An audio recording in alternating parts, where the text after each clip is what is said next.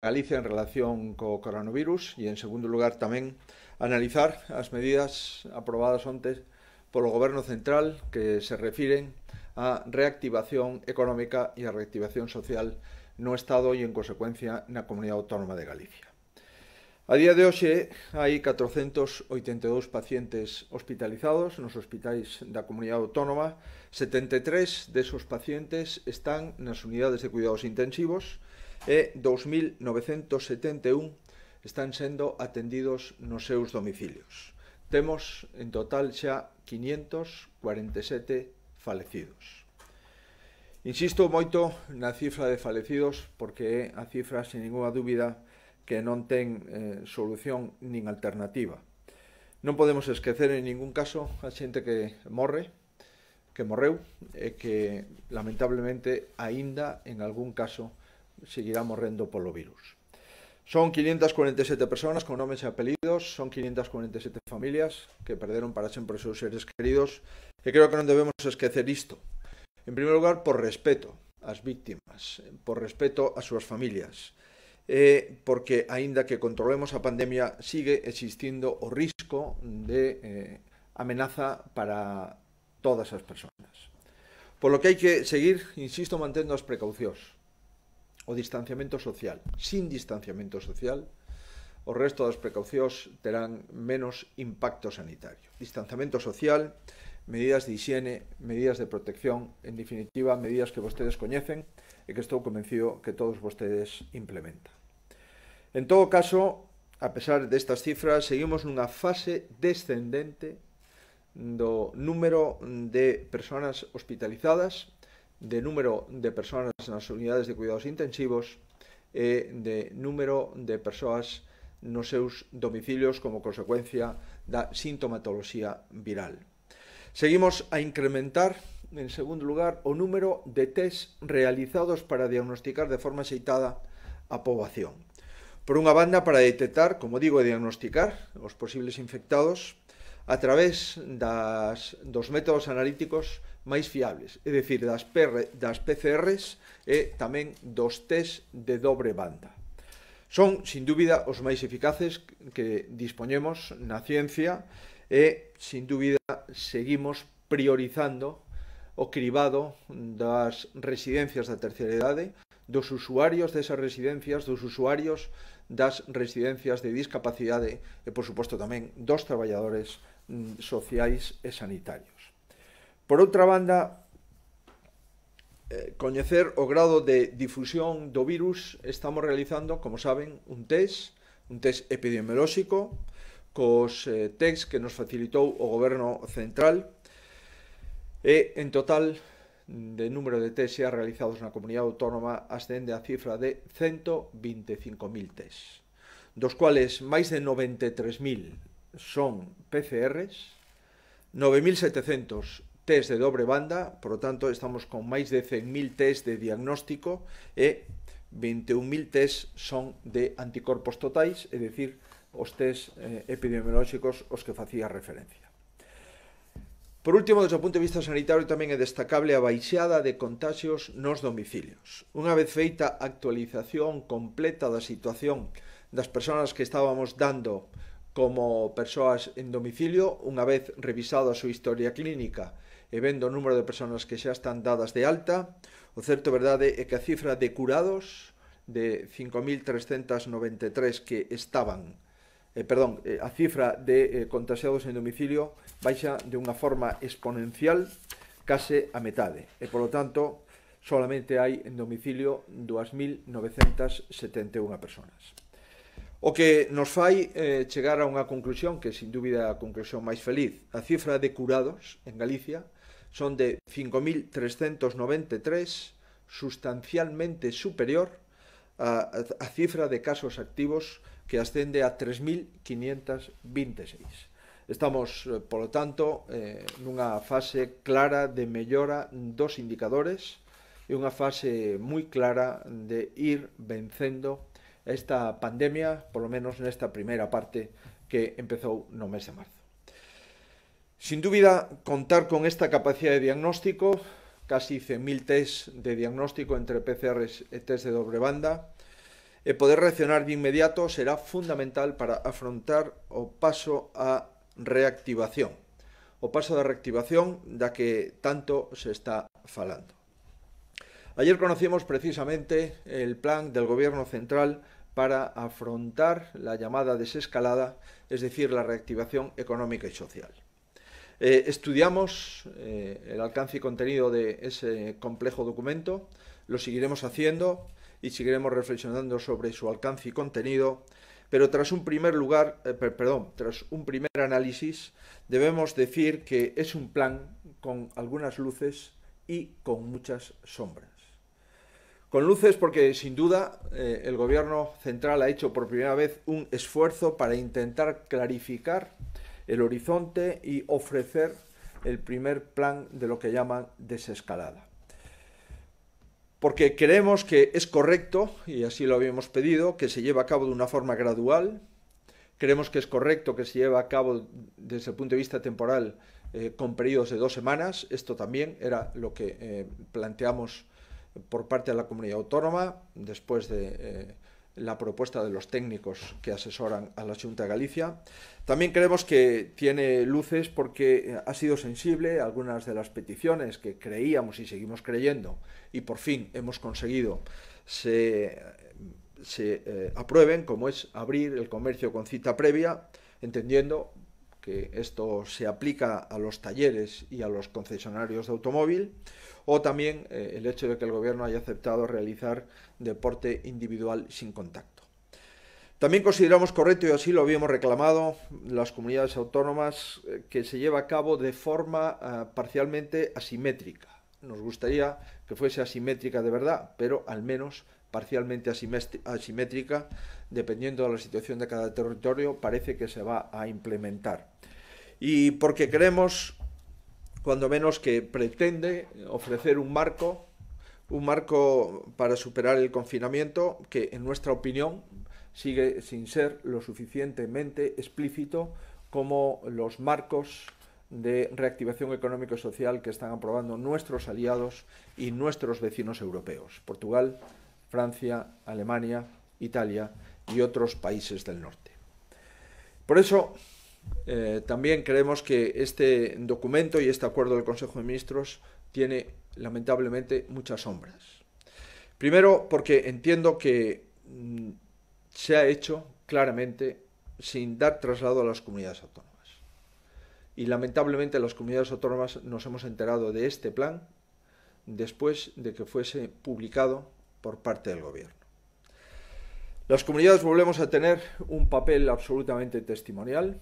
Llevamos 7 conferencias de presidentes, más de 28 horas de reunión con el Gobierno central y las comunidades autónomas entre sí, y ni siquiera tenemos claro cuál va a ser nuestro papel en la aplicación de este plan de reactivación. El plan, pues, no ha sido negociado, ni mucho menos consensuado con las comunidades autónomas. No ha sido presentado en ninguna de las conferencias de presidentes que hemos celebrado y, desde luego, Galicia no lo puede avalar. No lo puede avalar porque tiene serias lagunas de eficacia y serias lagunas de utilidad. El plan, en nuestra opinión, es, en este sentido, confuso y discrecional.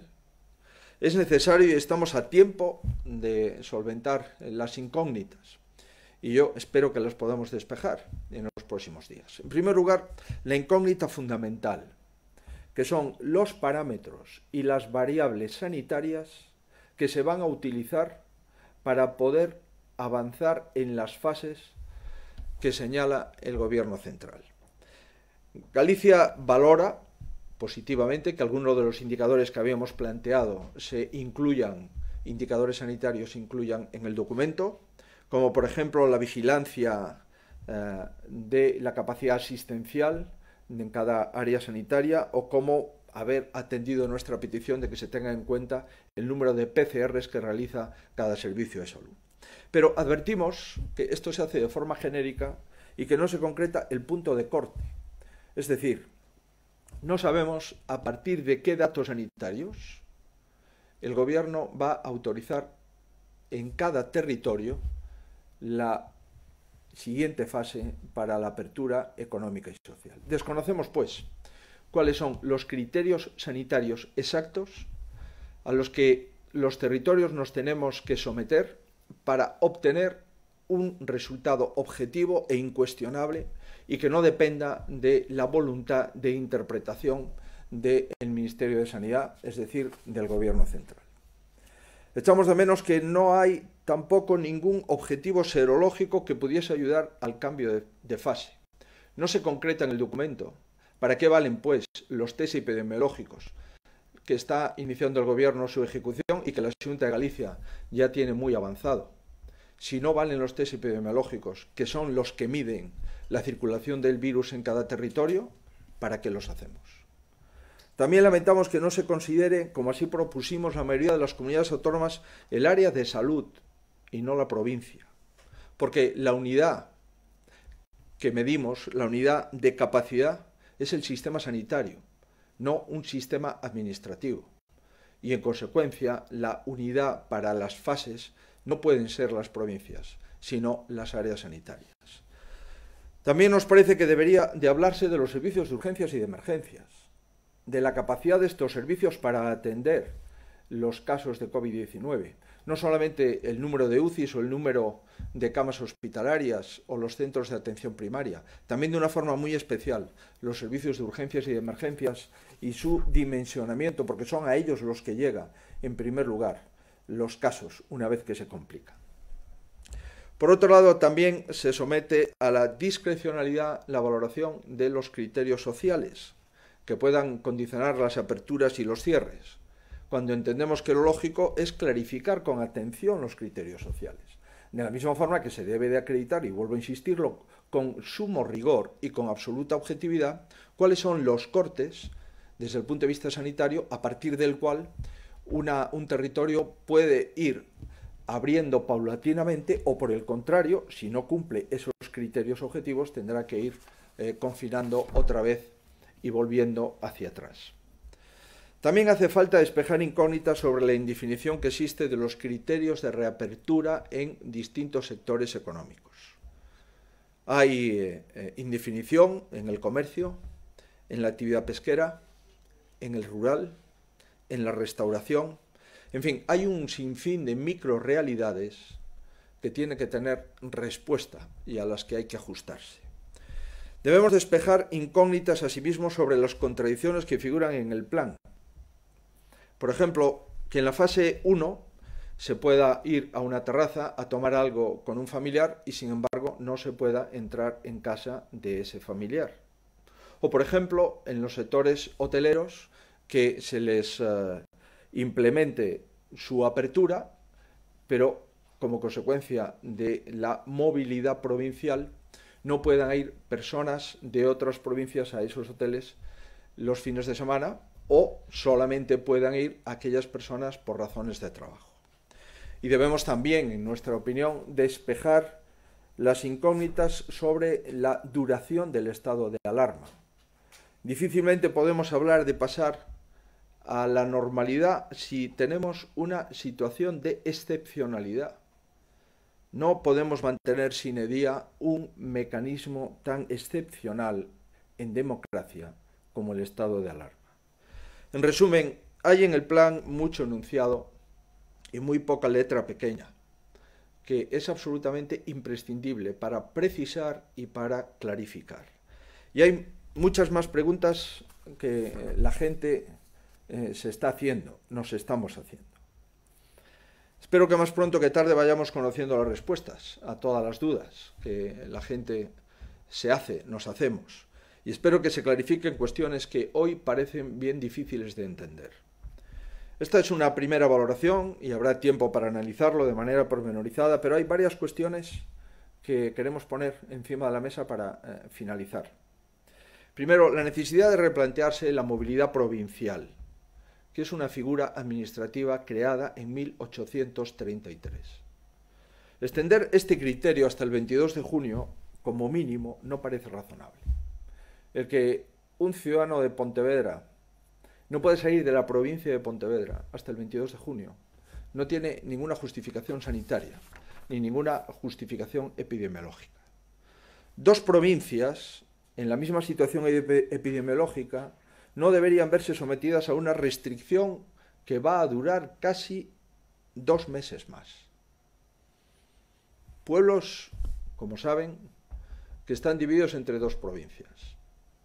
Familias que podrían tener contacto si residen en la misma provincia, pero no van a poder tener contacto si residen en provincias distintas. Para que se hagan una idea, el 10% de la población gallega reside en municipios lindantes con términos provinciales. Es decir, 267.000 gallegos viven en 70 municipios que son municipios limítrofes de las provincias gallegas. La clave, pues, no es una delimitación administrativa de 1833. La clave es, si los municipios limítrofes de distintas provincias tienen la misma situación epidemiológica, lo lógico es que pueda haber circulación de personas entre ellos. Lo lógico es que si dos provincias en su totalidad, todos sus municipios tienen una situación epidemiológica similar, pueda haber una absoluta circulación entre todos los municipios que conforman esas dos provincias. La clave es que si en las 4 provincias gallegas la situación epidemiológica es igual, lo lógico es que pueda haber movimientos entre las 4 provincias y no esperar como mínimo hasta el 22 de junio para entrar en una provincia o en otra. Otra cosa que se echa en falta es un tratamiento específico para el rural. Este plan está pensado en realidades urbanas y no en realidades rurales. Más de 140 municipios gallegos en este momento no tienen un solo contagiado, lo cual significa que podrían pasar como mínimo de forma directa a la fase 3 y sin embargo tendrán que esperar semanas para conseguir lo que epidemiológicamente ya tienen hoy garantizado. Entendemos que el Gobierno ha perdido una oportunidad de consensuar el documento entre aquellas autoridades públicas que tenemos que ejecutarlo y sobre todo entre aquellas comunidades autónomas, todas ellas responsables de nuestros servicios de salud, es decir, de los pacientes, en definitiva, de los ciudadanos. Este tiempo, entiendo yo, espero que estemos a tiempo de rectificar y de corregirlo. El documento presentado ayer por el presidente del Gobierno debería de ser un punto de partida. Y yo espero que nos lo deje mejorar, y que nos lo deje mejorar por el interés del propio Gobierno, por el interés de los ciudadanos y por el interés de Galicia y de España. Estamos juntos en esto, lo hemos estado desde el principio. El objetivo del Gobierno lo compartimos, lograr una desescalada segura, prudente, progresiva y eficaz. Las comunidades hemos venido demostrando lealtad y responsabilidad siempre.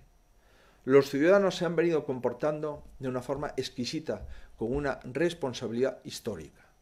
Y el Gobierno no puede actuar de espaldas a los responsables sanitarios del Estado. No puede actuar de espaldas a los representantes ordinarios del Estado en las comunidades autónomas. El Gobierno se equivoca si cree que las comunidades autónomas no somos colaboradores. Somos colaboradores necesarios e imprescindibles para poder entre todos acertar ante una situación la más compleja, sin duda, que hemos recordado en nuestras vidas. Estamos, pues, a tiempo de trabajar juntos y este es nuestro planteamiento.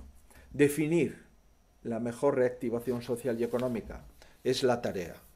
Y para esta tarea no es bueno hacer oídos sordos a aquellos que gestionamos la realidad y aquellos que somos responsables de la sanidad constitucional y estatutariamente. Podemos avanzar durante estos días y aprobar el plan definitivo, por ejemplo, en la próxima conferencia de presidentes, el próximo domingo.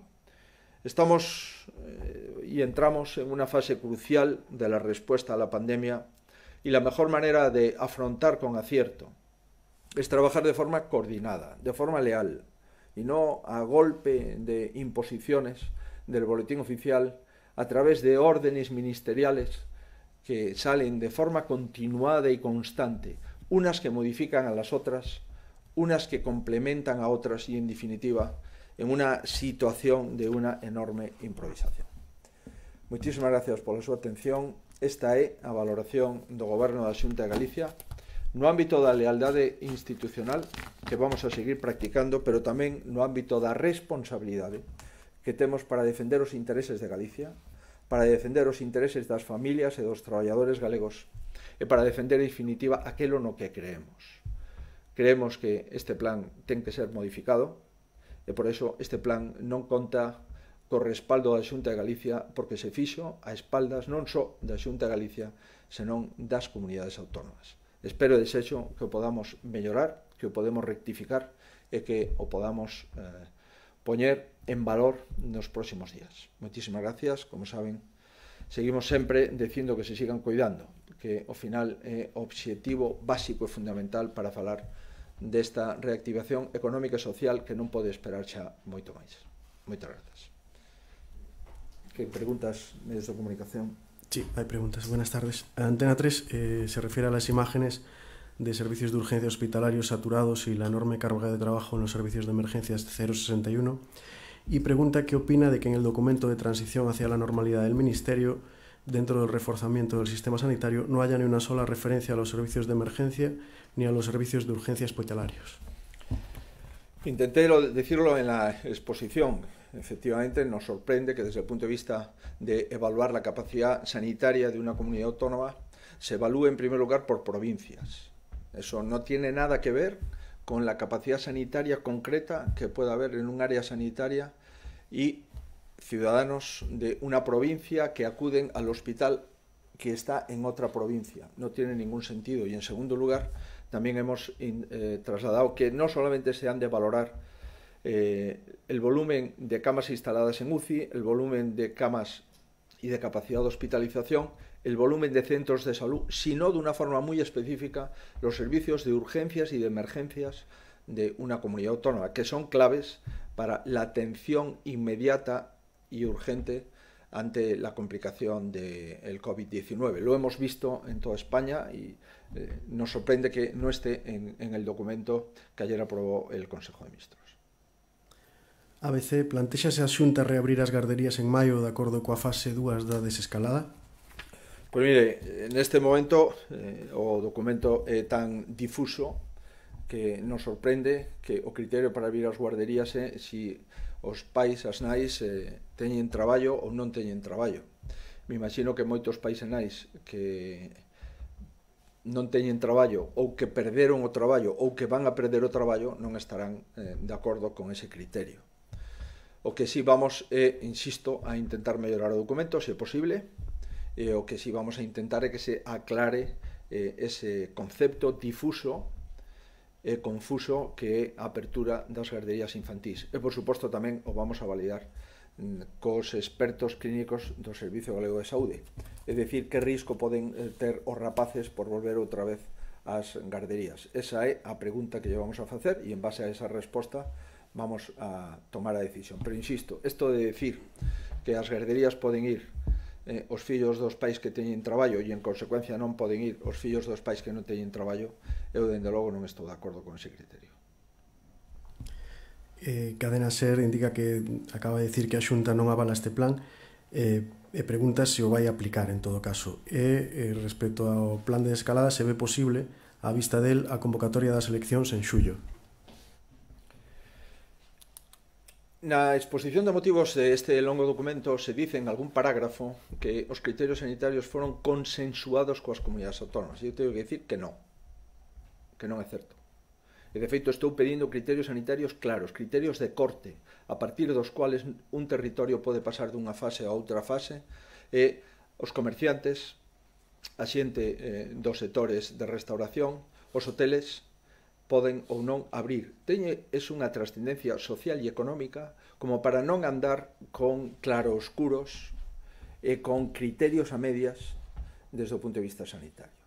Si todo ten unha relación directa co sector sanitario, que eu comparto, os criterios sanitarios para pasar de unha fase a outra teñen que ser claros e precisos. E os cortes a partir do cual unha comunidade autónoma, un territorio dunha comunidade autónoma pasa de unha fase a outra, teñen que estar expresamente explicitados no documento. Evidentemente que nós sempre cumplimos as normativas estatais, pero a miña obriga é, en primeiro lugar, facer unha valoración dese documento, en segundo lugar, propoñer que este documento sexa modificado, mellorado e consensuado no seno que corresponde na conferencia de presidentes, dado que son os presidentes autonómicos os responsables da sanidade pública e da sanidade no seu conxunto, e en terceiro lugar, me parece que os galegos me obrigan, e eu intento cumprir as miñas obrigas, a dar unha opinión sobre un documento que está cheo de sombras e que ten, na miña opinión, poucas luces. En relación coas eleccións, eu insisto o que dixen fai uns días. Nada cambiou en relación cos días pasados. Son perfectamente consciente que a legislatura finaliza en setembro. Son perfectamente consciente de que cada día que pase hai un día menos para finalizar a legislatura. E son perfectamente consciente que as eleccións ten que celebrarse no momento de maior certidumbre sanitaria que poidamos. E cando teña algo que dicir, o direi. Por suposto, os grupos políticos que son os que se presentan ás eleccións, cos que temos a obriga de, antes de tomar ninguna decisión por parte do presidente do Goberno da Xunta de Galicia, ter unha reunión e unha reflexión colectiva entre os grupos políticos que se presentan ás eleccións autonómicas que espero se celebren neste ano 2020. Nos diario quer saber se proporá formalmente a Pedro Sánchez que a desescalada se faga en Galicia por áreas sanitarias e non por provincias e se considera posible que se poida desescalar por comarcas.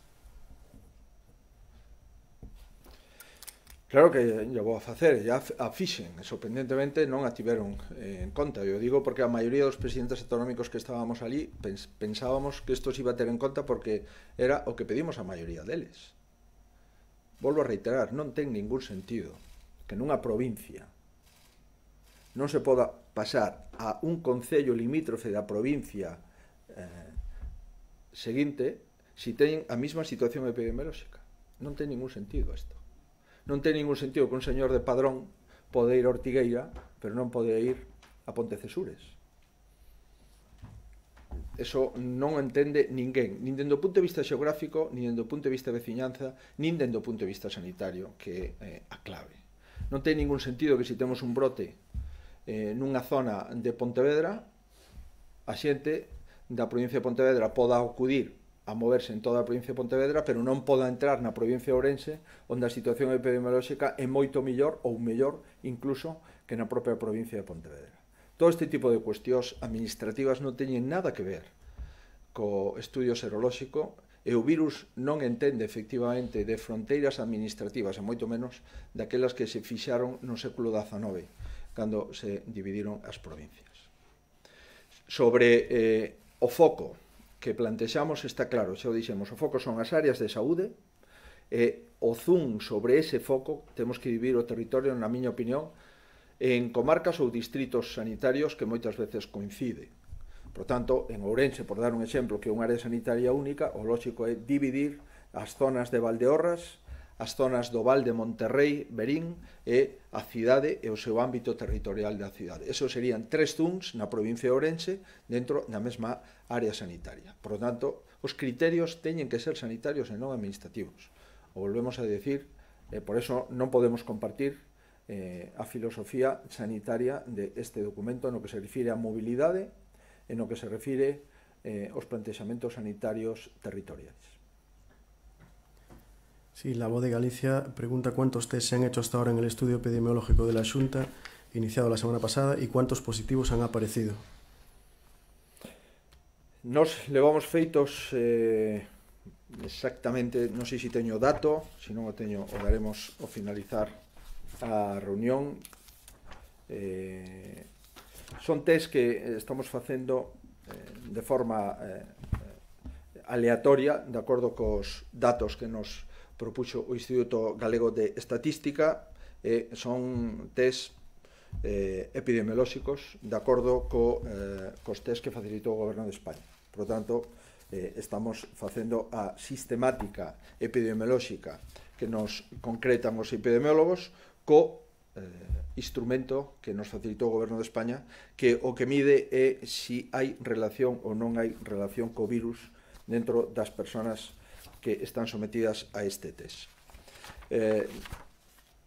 Neste momento estamos avanzando con moita máis velocidade, lóxicamente, no ámbito rural que no ámbito urbano. E, por tanto, a porcentaxe de positivos é unha porcentaxe moi pequena.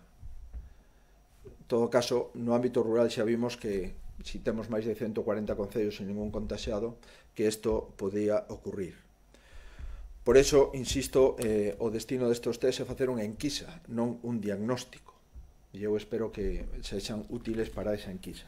O número de test que fixemos pretendo dalo posteriormente, porque neste momento, na mañán de hoxe, non teño ese dato. Estamos facendo moitos, pero non teño con exactitude os números de test epidemiolóxicos que xa levamos feito. En todo caso, o obxectivo é acabar entre 8 e o 10 de maio cos 50.000, que é a primeira oleada. Sobre ese estudio epidemiolóxico, el país indica que os colexios médicos están preocupados polos primeiros resultados porque está dando un baixísimo número de positivos e iso quere dicir que a poboación galega está pouco inmunizada.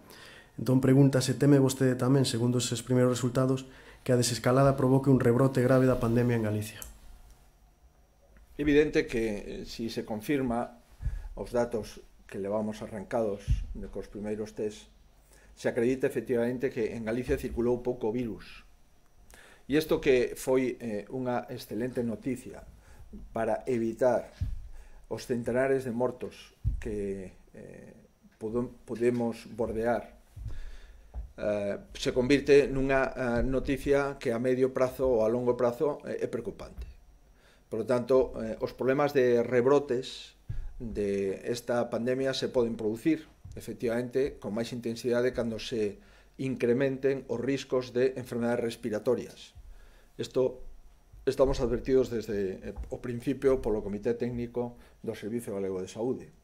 Por iso non entendemos que estas fases das que fala o Goberno Central se teñan que facer de forma mimética en todos os territorios entre os que están máis inmunizados igual que os que están menos inmunizados, que se faga do mesmo xeito nas cidades onde hai máis núcleo de población, que se faga no rural onde hai unha enorme dispersión, e por iso botamos en falta estas sombras no documento. Que non teña un tratamento específico ao mundo rural é algo que non podemos compartir.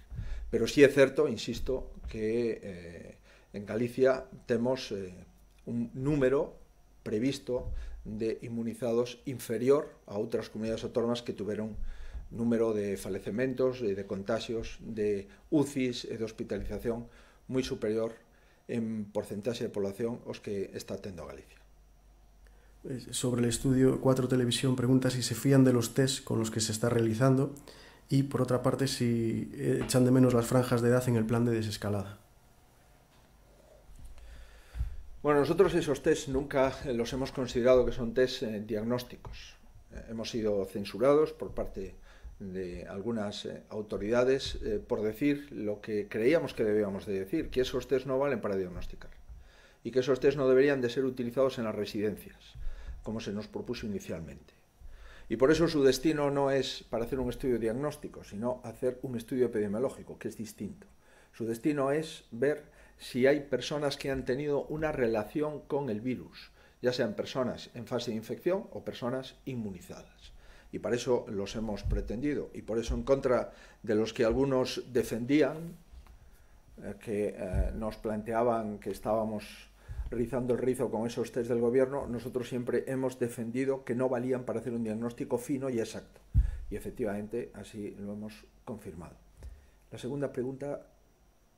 Las franjas de edad en la desescalada. Nosotros, en las franjas de edad en la desescalada tampoco coincidimos. Nos parece que las franjas de edad en los mayores deberían ser a partir de 70 años y no de 65. Y lo decimos también con criterios sanitarios. Las franjas de edad de 65 hacia adelante, entendemos que debería de subirse la franja de edad de 69 en adelante y de 69 hacia atrás.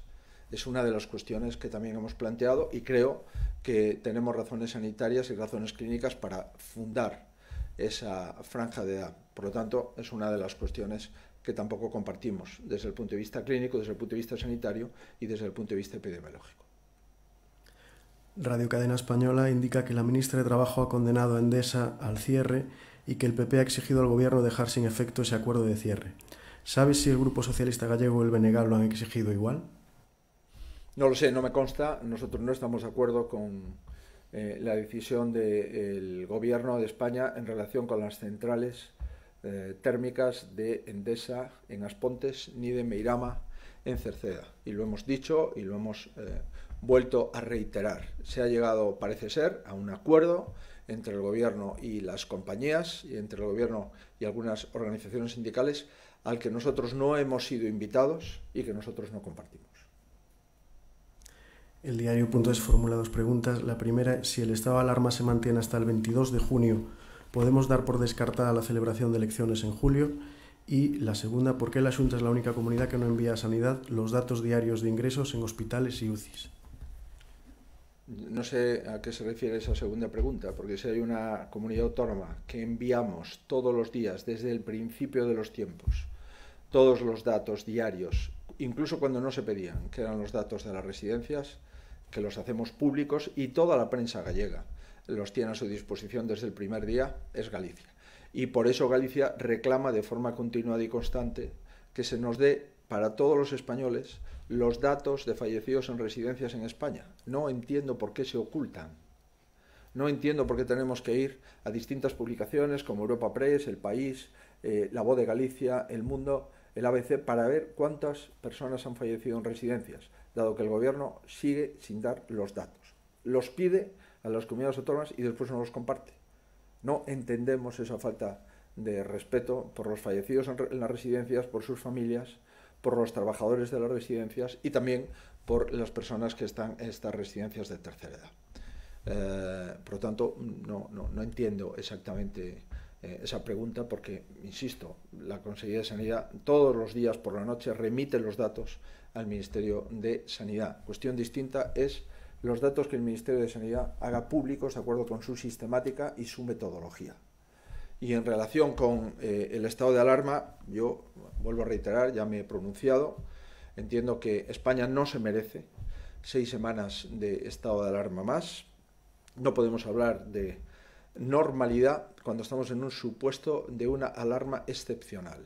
Y seguir insistiendo en ampliar el estado de alarma me parece que debemos de reflexionarlo desde el punto de vista de la democracia y desde el punto de vista legal. Y en mi opinión hay fórmulas legales en el ordenamiento jurídico español que amparan cualquier plan de desescalada por razones sanitarias. Hay fórmulas legales sin acudir al estado de alarma. Sobre el tema de las elecciones creo que ya he contestado, no tiene nada que ver una cosa con la otra. Por lo tanto, yo vuelvo a reiterar que esto no forma parte de la agenda de la comunidad autónoma, no puedo decir más veces. No estamos en eso. Si sobre os datos, Europa Press pregunta por que a Xunta modifica a forma de informar agora e inclúe todos os curados e non só as altas hospitalarias. Estuvemos desde fai tempo intentando concretar que número de personas que aparentemente estaban en domicilio xa estaban dadas de alta. Isto nos levou a revisar a historia clínica de casi 5.000 personas. Onte, por fin, finalizamos a revisión desas historias clínicas e hoxe dimos con exactitude o número de personas que non están dadas de alta e están en domicilio. Eso é o que fixemos onte, que intentamos facelo con maior antelación, pero non é fácil revisar todas e cada unha desas máis de 5.000 historias clínicas que estaban tipificadas como persoa con COVID no domicilio. Pois moitísimos desos, máis de 2.500, eran persoas que xa estaban dadas de alta, que había pasado a cuarentena e que neste momento non había ninguna dificultad para dalos de alta e así se fixo. Non hai pois ningún interese máis que dar os datos máis fidedignos posibles. Sí, Galicia Confidencial refírese a que pide traballo leal, cooperación e que di que Sánchez non nos coitou e pregunta que cando vai escoitar a oposición porque denuncian que vostede presentou un principio de plan de desescalada para Galicia sen consultar con eles. E por outra banda, sobre a importancia dos sanitarios, pregúntase como pode haber no Sergas máis de 50 profesionais que son contratados por horas e días e acumulen, en algún caso, 600 contratos. Mire, se hai algunha comunidade autónoma que dende o principio fixo claramente unha aposta por incremento da contratación de persoal foi ao Servicio Galego de Saúde. Máis de 1000 contratos fixemos dende que empezou a pandemia. Contratos que, na mentras dure o risco de pandemia, vamos a manter. E, en segundo lugar, se é unha comunidade autónoma que quería facer unha oferta pública de emprego para non ter que facer contratos temporais de acordo coas listas de contratación pactadas cos sindicatos, foi Galicia, que plantexamos sacar unha oferta pública de emprego de 5.000 plazas sanitarias neste ano 2020 e que non fomos autorizados polo Goberno Central para sacar todas as vacantes. E despois do que ocorriu da pandemia, evidentemente, pois xa non houve ninguna posibilidade de seguir aproximándonos a esta autorización por parte do Goberno Central e poder sacar 5.000 plazas. Sobre o tema do Parlamento e das comparecencias e de dar conta ao Parlamento, bueno, eu comprendo que a oposición pois ten que decir o que considere oportuno e hai que, por suposto, sempre respetar o que diga a oposición, sin dúbida, pero me parece que hai realidades que non debemos de desbotar. A primeira realidade é que levamos 7 semanas e eu tiven reunións coa oposición durante 6 semanas. Das 7 semanas de pandemia, durante 6 semanas me reunín coa oposición. Todas as conferencias de presidentes que se finalizan pola mañá teñen unha reunión pola tarde, salvo en 2 ocasións, máis a comparecencia que fixen no pleno do Parlamento. E tamén non convén esquecer que máis da metade do goberno xa compareceu no Parlamento, neste momento está comparecendo un membro do goberno, acaba de comparecer outro membro do goberno esta mañá e incluso o goberno compareceu no Parlamento algúns conselleiros sin ni siquiera foran pedidos pola oposición. E por último, reitero, eu vou a comparecer ao Parlamento e espero poder comparecer nos próximos días. É evidente que de forma sorpresiva nos enteramos de que iba a ser presentada a proposta de desescalada no día de hoxe e antes de comparecer no Parlamento o lóxico é que coñezamos cal é a proposta de desescalada para poder comentala, reflexionala e valorala no Parlamento de Galicia. Sí, finalmente el Correo Gallego se refiere a la denuncia que hace de que el gobierno aprobó el plan de desescalada sin consultar y de espaldas a las autonomías. Y sobre este respecto pregunta si ve posibilidades aún de un gran pacto de reconstrucción a nivel nacional. Ojalá. Ojalá.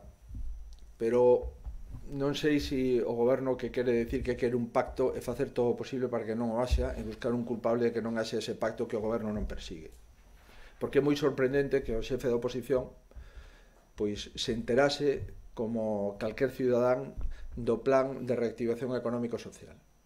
É moi sorprendente que o xefe da oposición se entere de que o goberno está disposto a seguir pedindo ampliacións do estado de alarma sin que previamente tuvera ningún contacto con ese xefe da oposición coa que se pretende pactar.